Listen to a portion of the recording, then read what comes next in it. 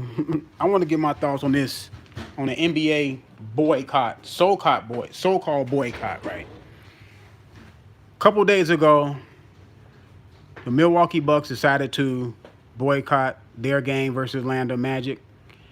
Um, I believe it was Kenosha, Wisconsin, is where the gentleman got shot in the back, and that was in the Milwaukee Bucks home state, and they decided not to play. Okay, but the Orlando Magic were on the court getting warmed up for the game. So the Milwaukee Bucks never informed the Orlando Magic that they were going to boycott. The officials had to go out and get Orlando Magic off the court and had to tell them that it will not be no game because the Milwaukee Bucks are boycotting. So the pundits come out, the the puppets, what I call them. A lot of them are puppets, man. They come out, oh, this is historic. The Milwaukee Bucks boycotted. I never seen this in my whole time covering sports. You got Chris Broussard, you got Rob Parker. You got a lot of these guys, man. Not everybody, but a lot of them. A lot of these guys out here talking about this and that has never been done and all this stuff, man. Everything has to be hyperbole nowadays, man. Everything has to be all the way left or all the way right. No one comes to the middle and sees exactly this stuff for what it is. And then we get that later in the day, well, a little bit later after that, we get that the Los Angeles Lakers, the Clippers game would not be played. No games would not be played, right? So, a day go by, the next day they say, well, they're gonna have a conference call or a meeting or whatever of all the prominent players, such, LeBron James, Chris Paul, probably Kawhi Leonard was on the conference call. We know the commissioner, everybody is important. And they even said Micheal Jordan chimed in. He was on the conference call. And they agreed to play the game. Okay. This is my whole take on it, man. The whole thing was disorganized. It was an emotionally charged Milwaukee Bucks saying that they don't want to play, not even given the common courtesy of telling the Orlando Magic that they're not going to play. It's not like Orlando Magic it's not like they're in different cities or different states. They're in the same bubble. They could not inform the Orlando Magic before they decided to boycott that we're not going out to play the game. So Orlando Magic were out there looking stupid, looking precarious, like what's going on. So they couldn't even tell them that. This is how this whole thing is disorganized. This is what happens when you do things based on pure emotion. The gentleman was shot like 6-7 days ago. What about a week ago? So if the Milwaukee Bucks wanted to boycott, they had umpteen time to plan this out strategically. At least let the Orlando Magic know, hey, we're not gonna play this game due to this, and this, for this and this and this reason. No, we're gonna be overly emotional and say we're gonna boycott. Then they have a meeting. I know what happened in that meeting. I know the commissioner probably told them, listen, we got too much money on the table. Y'all gonna have to get out there and play those games. And see, when you do something like this, when I was having discussions with with the guys I have discussions with Phil and YG and, people of that nature, you have to be willing to go all the way. That means you have to be willing to sacrifice something, because people think things come without sacrifice. Everybody wants stuff to happen, but they don't want to sacrifice nothing. You see, everybody wants things to happen, even things of this magnitude, but nobody want to sacrifice anything. They just want something just to happen without sacrifice. No, things don't happen without sacrifice, man. And the players, let's bag up a little bit. I remember Kyrie, Avery Bradley, guys like Dwight Howard, and it was, I believe Lou Williams was in that camp. There was some other guys in that camp that were saying that we should not play because what's going on is far too important. We don't want to go play basketball and get people minds off of things, of the social justice things that they want to get done, as far as police officers wrongfully killing unarmed black and brown people. They don't want the focus to be taken off of that. And I remember all those guys was lambasted and talked about, and no, y'all this, y'all that. Now, I believe you could do two things at once, but it was people going off on Avery Bradley and them, reading them the riot act. But now that the Milwaukee Bucks say we're going to boycott the game, and they only boycotted, they only what they did, what really wasn't a boycott. It was a postponement, because now reportedly that they're going to start playing the games back tomorrow. So it wasn't even a boycott. It wasn't even a boycott. It was a postponement. That's all it was. And what it looks like from the outside looking in, it just looked like I said, overly emotional decision, because it was not even organized. It could have been organized because everybody's in a bubble.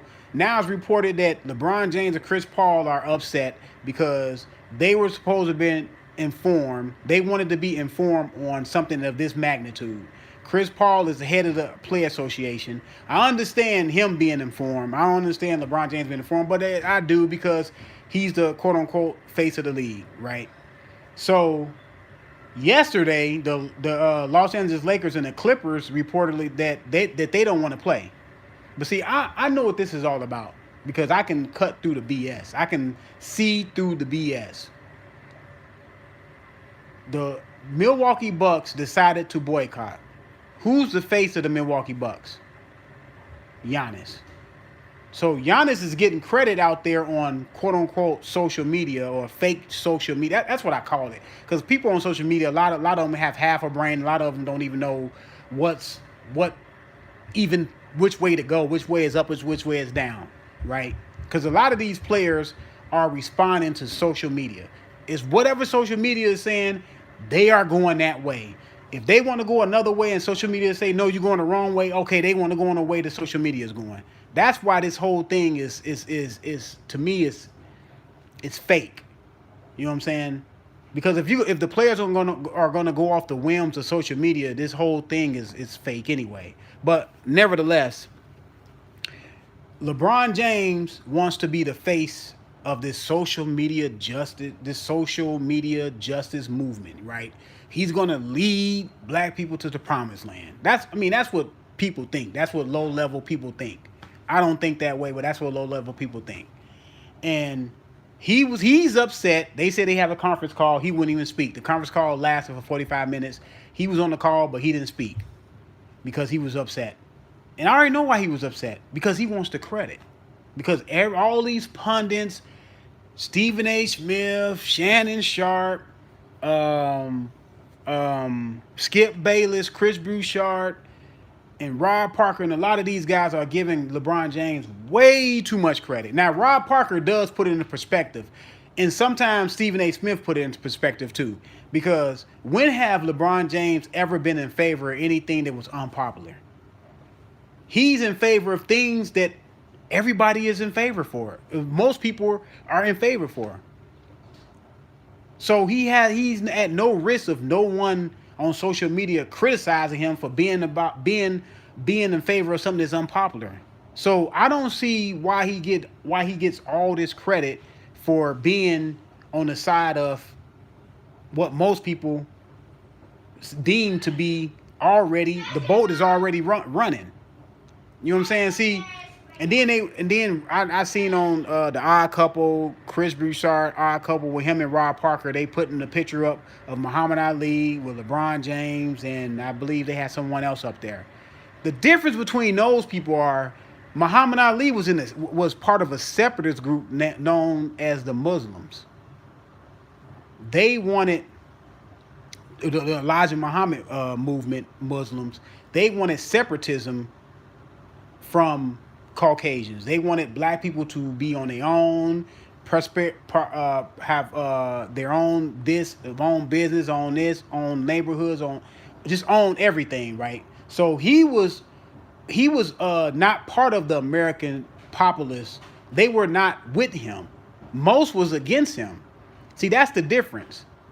You know what I'm saying? Most was against him and Malcolm X because they were with a separatist group preaching their own or stand with their own. So you cannot put LeBron James, and they had solutions.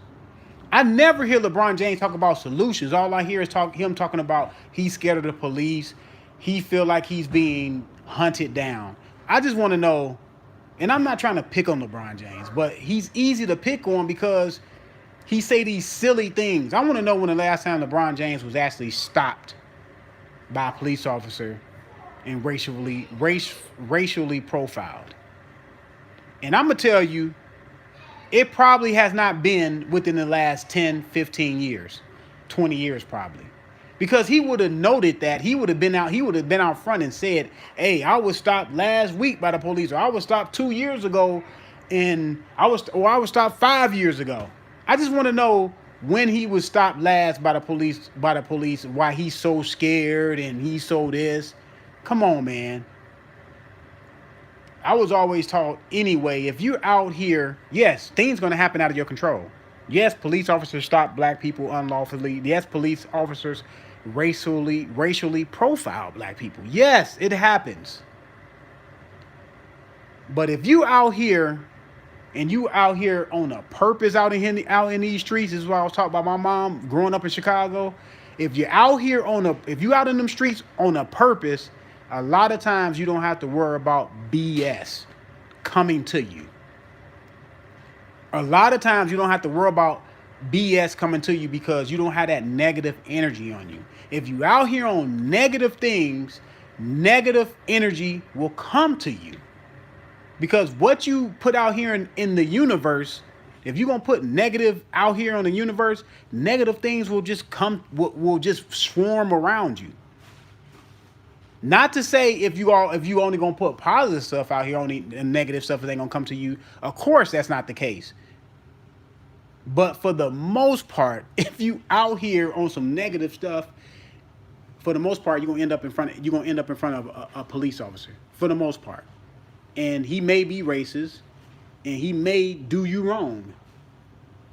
But it's the energy that you put out here. Now, it's people out here that's not putting the energy out there that still end up in front of a racist cop. That's going to happen. That's going to happen. That can happen to you. But for the most part, if you out here doing what you're supposed to do, like I'm going back to what mama told me in Chicago, learn how to interact with the police in a positive way as most as possible. Don't disrespect the police officer. Say yes sir, no sir, so you can go on your way. So nothing will be escalated. A lot of times people escalate things and it don't even have to go there. And we get ourselves caught up in stupid nonsense. You know what I'm saying? So a lot of this stuff starts with yourself. It starts with your person. It starts with you knowing how to handle yourself and how to conduct yourself. This is a country of laws, rules, and regulations. If you don't have laws, rules, and regulations, then you have no country. So we all have to follow the laws, rules, and regulations of the land. Now, if you feel like you're being mistreated, there are laws to where you can go file. You can go file your grievances, and you can get them handled that way. But like I said, man, I'm not surprised it was disorganized. This whole boycott was disorganized because you got LeBron James being the face of this shit, and he's not a leader. I don't care what nobody say. I don't care if people you can get mad, you can shout to the moon. No, LeBron James is not a leader, period, point blank. I've been saying it for a while. It's not just me just saying it now. LeBron James is not a leader. Leaders are born. It's just something you have in you to be a leader. You cannot be a leader and you overly emotional about everything. Like, for him to say, I'm scared of the police, I feel like I'm being, when I walk out my house, I feel like I'm being hunted down. LeBron James, come on, man. You don't deal with, let's just be I'm gonna be real can be. You don't deal with the things that normal black people deal with out in these streets. Out, you just don't. You on another plateau, just another plateau. Like I said, I want to know when the last time he was stopped by the police, racially profiled. I just want to know. Because if he been stopped on a consistent basis, then I can see, okay, if he been stopped on a consistent basis and he had some run-ins with the cops and they throw him down to the ground and all this stuff and tase him and did all this stuff, I can understand him being scared of the police. But why are you scared? Why are you putting that out there? Because he's the ultimate drama queen. He's the ultimate drama queen. Everything has to be drama. That's like drama. Like, instead of him saying or having a solution to how we have to get to a place or do this or do that, he wants to fire up the drums for social media. Hey, I'm scared out here. I'm being hunted. We're being hunted. Like I said, man, not surprised. The whole boycott wasn't even a boycott. People always got to go to the extreme and call this an historic day. No, it's not historic, because what they should have did, if they didn't feel like, and now there's reports of a lot of people saying that they shouldn't have never went to the bubble. What they should have done was, if you want to make a statement, just say we're not going to play basketball until we get things moving in a rapid pace, or we get things in place that we want in place. We're not going to play basketball no more. That's how you boycott. Not I wake up today and I'm overwhelmed with emotions. Hey, I'm not gonna play basketball today. And I'm not gonna tell my opponents that I'm not gonna play basketball. I'm gonna let them go on the court and warm up and think they got a game coming. Leaders that's handling this inside that bubble, and that's why you got this discombobulation. I'm out, man.